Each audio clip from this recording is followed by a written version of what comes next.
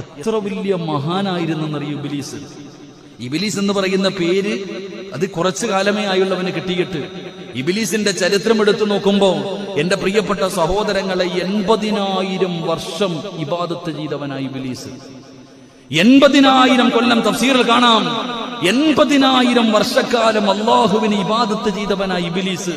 14 ലക്ഷം പ്രാവശ്യം അള്ളാഹുവിന്റെ പരിശുദ്ധമായ കഅബാലയം തവാഫ് ചെയ്തവനായി ഇബ്ലീസ്. 40,000 വർഷം സ്വർഗത്തിന്റെ കാവൽക്കാരനായിരുന്നു. 40,000 വർഷം സ്വർഗത്തിന്റെ കാവൽക്കാരനായി നിന്ന മലക്കാണ് ഈ അസാസീൽ എന്ന് പറയുന്ന ഇബ്ലീസ്. അവിടെ നിന്ന് പറയുന്നു 80,000 കൊല്ലം മലക്കുകളുടെ കൂടെ നടന്നവനായി ഇബ്ലീസ്. 80,000 കൊല്ലം. അവിടെ നിന്ന് ചരിത്രം പറയുന്നു 20 വർഷം മലക്കുകൾക്ക് വഅദ് പറഞ്ഞ ഉസ്താദ, 30 വർഷക്കാലം മലക്കുകളുടെ നേതാവായിരുന്നു എന്ന് ചരിത്രം പഠിപ്പിക്കുന്നു. അപ്പൊ അവന്റെ ആയുസ് കൂട്ടി നോക്ക്.